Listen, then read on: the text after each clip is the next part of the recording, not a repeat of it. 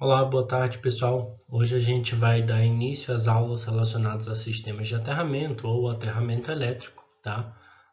Conteúdo da nossa disciplina de instalações elétricas e industriais, tá certo? Então, se a gente sempre vem falando dos componentes de uma instalação elétrica, né?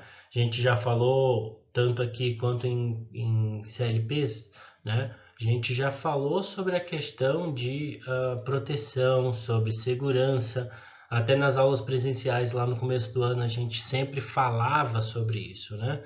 Então, para eu garantir um desempenho satisfatório, tá? Como está escrito aqui, um desempenho satisfatório e que eu tenha uma certa segurança relacionada ao risco de acidentes, seja relacionado aos indivíduos que estão inseridos naquela instalação elétrica, pessoas, animais, etc., como também a acidentes relacionados à perda material, né? Para que eu consiga evitar isso e ter uma certa segurança, eu tenho que ter um sistema de aterramento dimensionado adequadamente. Essa parte aqui é muito importante, tá? Esse trecho aqui, ó, dimensionada adequadamente, tá? A gente precisa tomar isso aqui muito como importante, né? Porque não adianta só eu ter um sistema de aterramento, eu tenho que ter um sistema que foi dimensionado corretamente e adequadamente para o fim que ele existe lá, né? Então, um sistema de aterramento, ele visa o quê? A segurança de atuação da proteção. Então, eu tenho um sistema de proteção e o aterramento, ele assegura a proteção, a atuação da proteção de forma correta. Ele fornece um caminho, muitas vezes, para que a proteção possa agir, né? A proteção das instalações contra descargas atmosféricas é o nosso próximo ponto aqui na nossa disciplina, e a gente vai ver que o aterramento ele é de extrema importância para os sistemas que a gente chama de SPDA, tá? Proteção do indivíduo contra contatos, sejam eles diretos ou indiretos, né? E uniformização do potencial em toda a área do projeto, que também é importante, certo? Então, se a gente está falando em proteção, é importante que a gente entenda os efeitos da corrente elétrica em um indivíduo, né? Aqui a gente está falando de choques elétricos, né? Choque elétrico, pessoal, por definição, ele é o quê? Ele é a sensação que a gente sente, sensação de nós humanos sentimos quando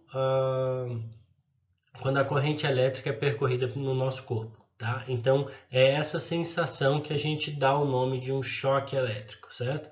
Mas quais são os efeitos que a gente tem nesse sentido, né? Os efeitos são, se eu tenho uma corrente até 25 miliamperes, ela é meio imperceptível no meu corpo, né? Eu posso até sentir, mas eu não vai ter nenhum dano grave para o meu sistema, né? Entre 15 e 25 miliamperes ali, né, a gente vê que está dentro da faixa que é suportada, né? Eu já sinto dificuldades em soltar o objeto. Lembrando que o nosso movimento da mão, por exemplo, de qualquer lugar, ou que a gente fala, ela está relacionada a impulsos elétricos, né? Impulsos nervosos e tal. E quando eu sofro um choque elétrico, quando eu sou acometido de um choque elétrico, eu tenho corrente elétrica passando pelo meu corpo, os atuadores do meu corpo, eles entendem aquilo como sendo uma mensagem do meu cérebro e por isso eles se contorcem, né? Eles se contraem, né? Então, entre até 80 miliamperes, né? Entre 15 e 80 eu vou ter algumas contrações e é por isso que eu não consigo soltar o objeto. E quando eu tenho um valor acima, né, ali acima de 50, 60, 70 miliamperes até 80, eu vou ter também asfixia, uma sensação de asfixia, né? Existe um estudo que diz que uma corrente elétrica também passando bem pelo coração, um valor de 30 miliamperes seria o suficiente para causar uma parada cardíaca, tá? Acima de 80 miliamperes até alguns amperes, né, eu tenho graves lesões musculares e queimaduras, né, além de asfixia imediata, tá? Então, acima que já é muito grave, né, de alguns amperes, né? Se eu tenho algumas lesões musculares, né, perda muscular, vou ter queimaduras que podem ser irreversíveis, né? Só que acima disso ainda é mais grave, né? Eu tenho queimaduras de terceiro grau, tá? O sangue ele sofre um processo de eletrólise quando eu tenho caso de correntes contínuas, tá? Quando eu tenho corrente contínua, eu posso estar danificando meu sangue de forma a ele se coagular e dando problemas bem mais graves, né? E eu tenho asfixia imediata e eu tenho até necrose de tecidos, né? Então é bem complicado e por isso que sempre quando eu falo com vocês, eu puxo para a importância da gente tomar cuidado com a eletricidade, tá? Mas a gravidade das lesões, elas não estão só relacionadas à faixa de corrente que ela está acometida. Ela também está relacionada ao tempo de duração de cada uma delas, tá bem? Então, proteção contra contatos indiretos, né? O primeiro, o que são contatos indiretos? É quando o indivíduo ele encosta em uma massa do sistema elétrico, ou seja, um objeto que está inserido dentro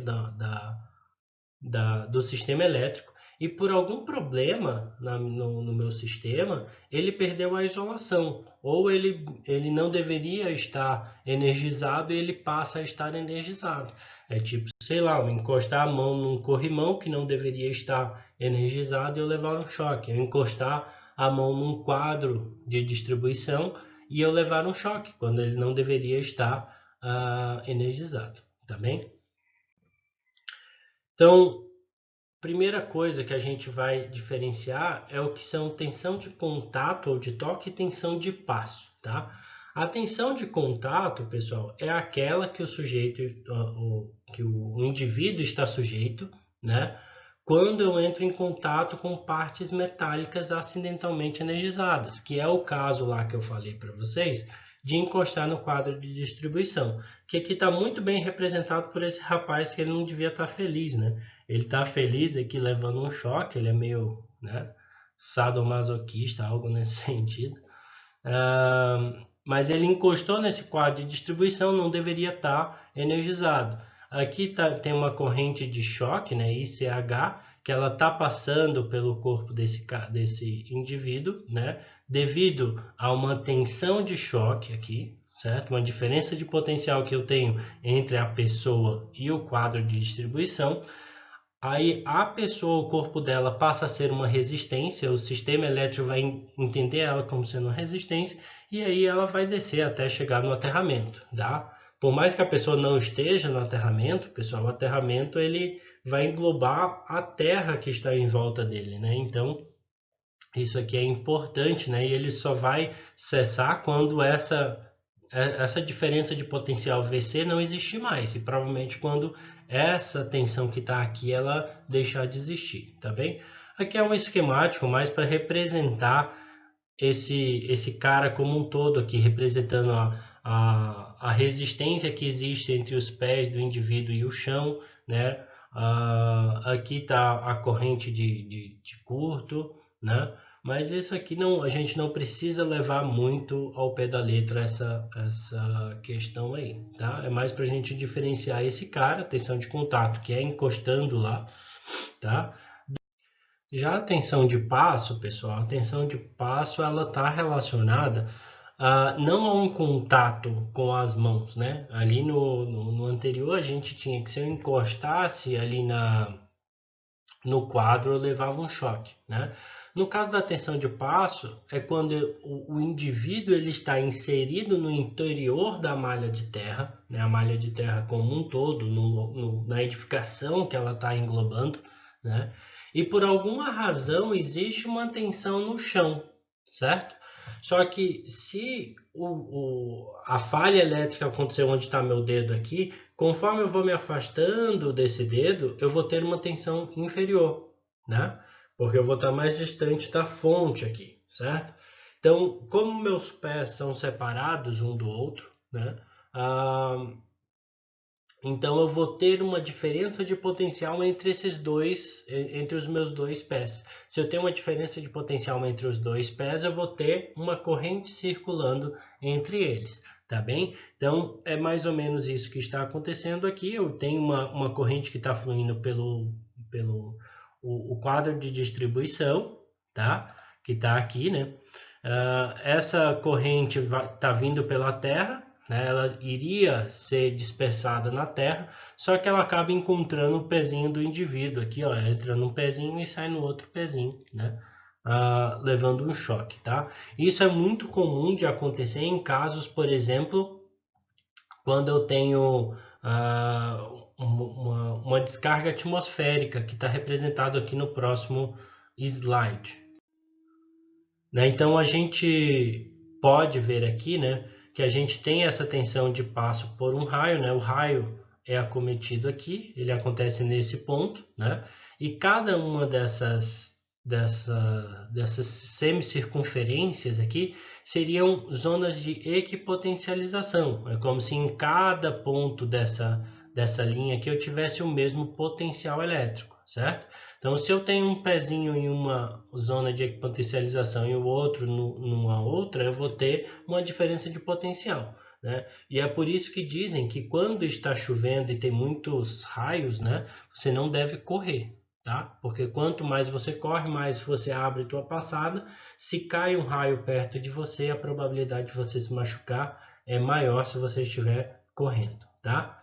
Então, para reduzir os efeitos de tensão de passo perigosas, né, especialmente quando eu tenho tensões elevadas, como por exemplo em subestações, né, o que é que eu faço? Eu faço um tratamento do solo, tratamento entre aspas, né? Eu vou ter o solo e acima dessa camada de solo eu coloco brita, né? Como está aqui como se essa partezinha aqui de cima fosse tudo brita, né? Para quê? Para que eu aumente a resistência entre a pessoa e a malha de terra. Tá bem? E isso acontece basicamente porque entre uma brita e outra, ela não é uma coisa bem próxima ali uma da outra, né? Então eu vou aumentar a resistência, especialmente por causa do ar contido entre cada uma das britas, né? Então ele aumenta bastante essa resistência, tá bem? Então, entrando em aterramento de equipamentos, né, da instalação elétrica, uma das coisas que a gente sempre deve levar em consideração é que dentro de uma instalação elétrica, a malha de aterramento deve ser única. Antigamente, o pessoal fazia diversas malhas de aterramento para cada tipo de sistema, né? Seria um para a subestação de entrada, um para os equipamentos de alta potência, outro para equipamentos eletrônicos e assim sucessivamente. Só que viu-se que isso pode causar problemas graves para instalações, para a instalação elétrica como um todo, porque aí eu posso ter diferença de potencial entre malhas de aterramento dentro de um mesmo sistema, e com isso, ocorrendo uma falha nas fases, por exemplo, eu posso ter uma corrente que vai circular da terra para a fase, tá? E isso não é desejado, né? Então, até podem ser feitas mais de uma malha dentro de um único sistema, mas de alguma forma elas devem ser interligadas, tá bem? Elas nunca devem ter um sistema elétrico único, mais de um sistema de aterramento ou malha de aterramento, tá bem? A malha de terra produz maior segurança quando construída sobre o local onde foram instalados equipamentos a ela conectados. Então, se eu tenho uma indústria, né, e eu tenho vários equipamentos dentro daquela indústria, o sistema, a malha de aterramento dela deve estar logo abaixo daqueles equipamentos, né, abaixo daquela edificação, para evitar uma diferença de potencial muito grande dentro do meu equipamento até o meu sistema de aterramento, tá? E isso se deve basicamente por queda de tensão, etc. Então, ou até aumento da resistência elétrica da minha malha de aterramento como um todo, tá? Então, eu tenho que evitar que eles estejam muito longe um do outro, né? Tanto que alguns sistemas de edificação predial, por exemplo, o próprio prédio, a estrutura de concreto armado, ela serve como sendo o aterramento da edificação como um todo, tá? Uma solução bem prática e fácil de se fazer. O que deve ser ligado ao aterramento, né? praticamente tudo, pessoal. Tudo que tiver metal no meio, tiver alguma estrutura metálica, ela deve ser ligado ao aterramento. Ó, preste atenção no verbo, devem, não é podem, é devem, tá? Então, neutro do transformador de potência, se eu tenho um sistema de para-raios ou um sistema SPDA, né? Ele deve ser conectado ao aterramento para que eu forneça um caminho para a energia do raio, tá? A energia sobressalente. Carcaças metálicas dos equipamentos elétricos, como motores, como parte metálica de computadores e assim sucessivamente. Estrutura dos quadros de distribuição de luz e força e estruturas metálicas em geral. Então, se vocês lembrarem lá do IFC, sei que faz tempo que a gente não vai lá, mas se vocês lembrarem aqueles corrimões da parte de cima lá, todos eles têm uma conexão com o aterramento ali pelo caminho embaixo, né? Até acho que já mostrei para vocês no começo do ano. E aquilo se dá porque ela é uma estrutura metálica e pela norma ela tem que ser conectada ao sistema de aterramento, tá? Então, quais são os elementos de uma malha de terra? O que é que compõe esse cara como um todo? Primeira coisa, o eletrodo de terra, tá? Também chamados de eletrodos verticais. Por quê? Porque são os caras que vão estar fincados no chão, tá? É esse cara que vai me fornecer um caminho, vai ser mais responsável pela dispersão da corrente elétrica na terra, tá? Eles podem ser ou de aço galvanizado, que é aqui esse cara da direita, né? Mas ele não é muito utilizado. Por quê? Porque ele enferruja muito rápido, né? Por causa do tratamento que ele tem, o aço ele acaba sendo corroído mais rapidamente do que o cobre, certo? Então esses caras aqui é bom evitar o uso deles. O mais utilizado é o aço cobreado, tá? Então eu tenho uma estrutura de aço, mas é feito um tratamento na superfície dele com cobre para eu evitar exatamente a danificação desse cara, né? Porque eu danifique não a danificação, né? Mas que ele enferruje, tá? E é por isso que quando eu vou fazer a instalação desse cara na terra, eu tenho que ter bastante cuidado, até para eu não forçar muito esse cara e eu acabar não estragando ele, porque eu posso estragar essa estrutura de cobre dele e assim ele vai ter o mesmo problema desse outro rapaz aqui, tá bem? Segunda coisa, condutor de aterramento. O condutor de aterramento, pessoal, é o cara que vai estar na horizontal. Eu vou ter as hastes, né, o eletrodo aqui fincado, só que eu vou ter uma conexão entre eles, certo? Essa conexão vai ser feita através do condutor de aterramento, que vai ser um condutor em cobre nu, tá? Normalmente, pessoal, se utiliza o de 16 milímetros, tá? Que seria uma característica de solos ácidos, que normalmente é o que nós temos, certo?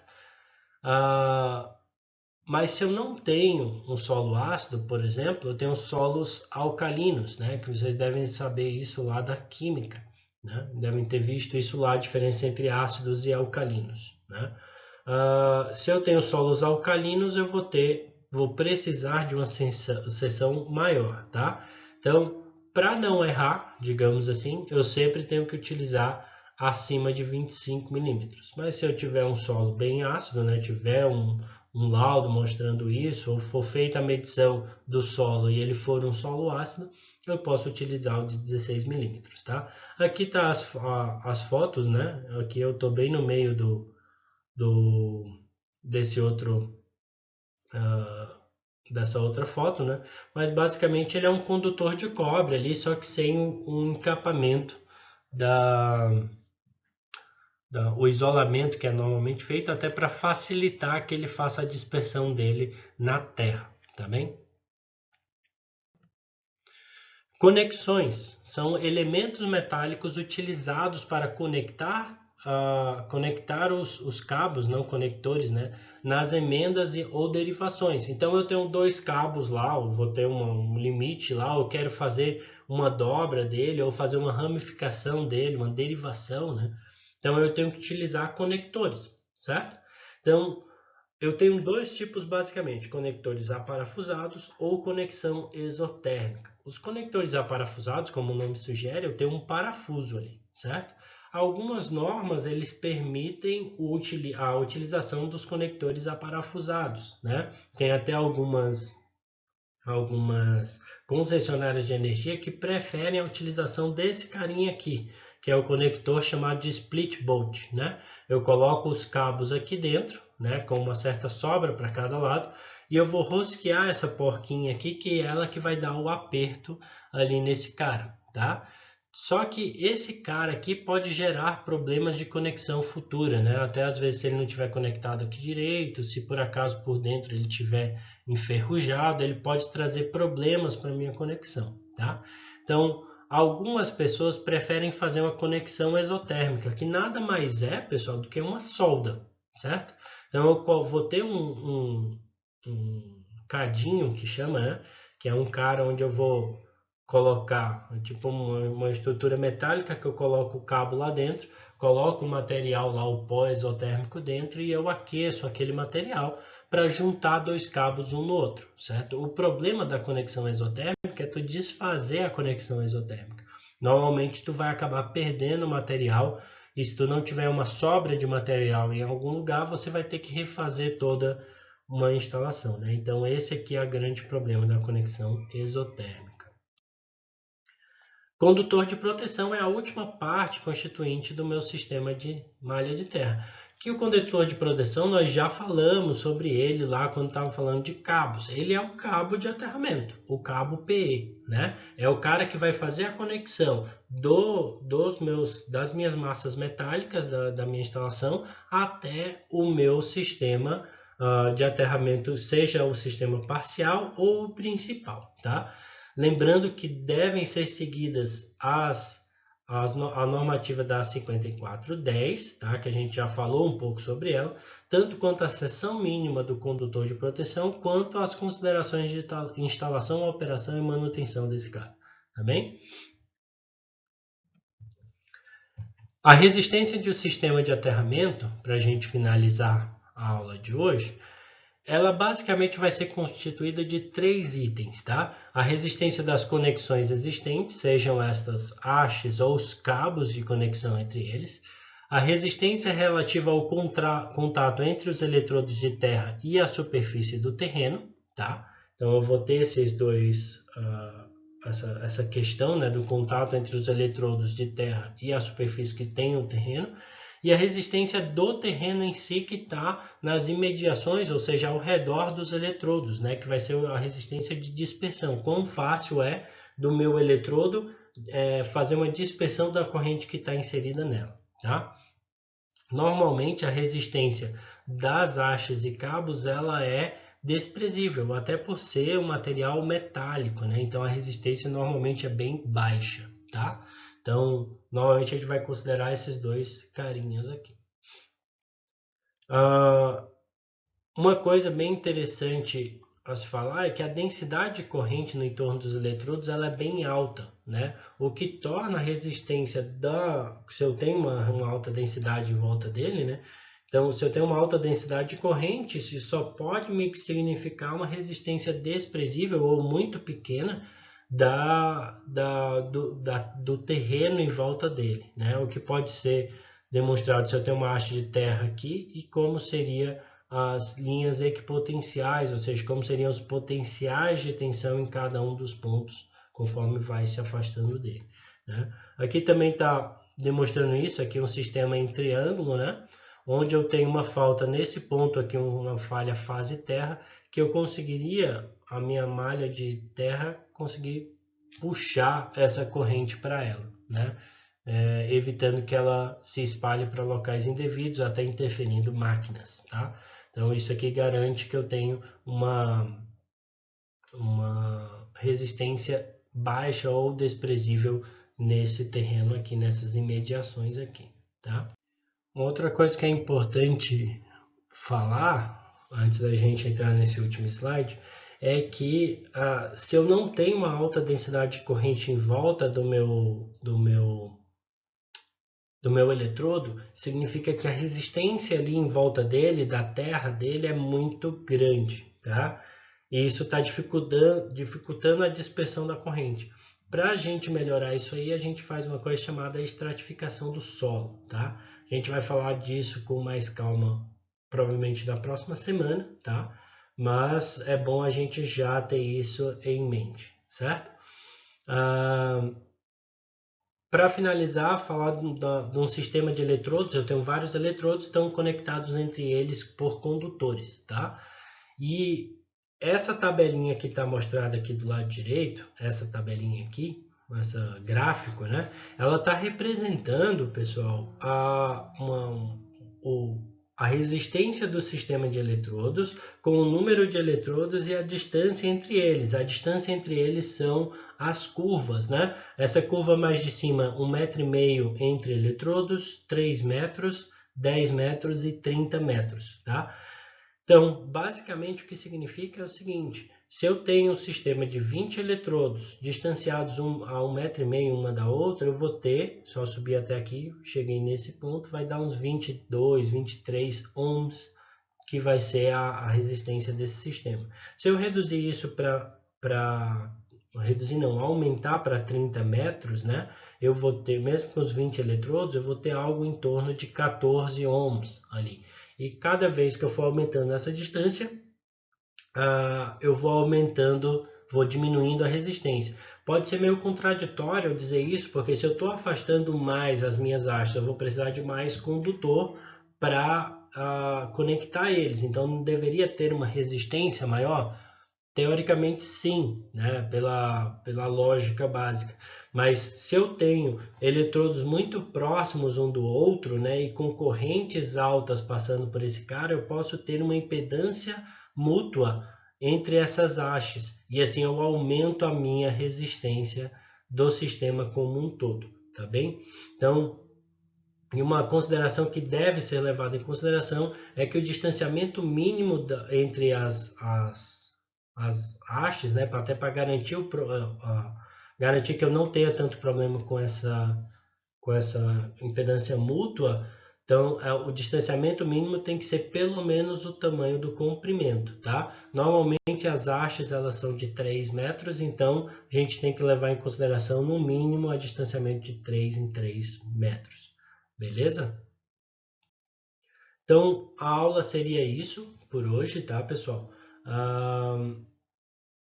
Só para a atividade de hoje vai ter um formulário ali para vocês estarem respondendo, certo?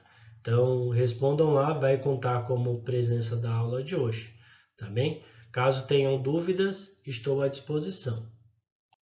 E essas aqui são as referências utilizadas, que vão ser as referências utilizadas para essa sessão do nosso estudo, tá? O livro que a gente vem utilizando desde o começo do ano, do Mamed, e o livro do Kinderman de aterramento elétrico, tá bem? Um grande abraço e boa semana para vocês.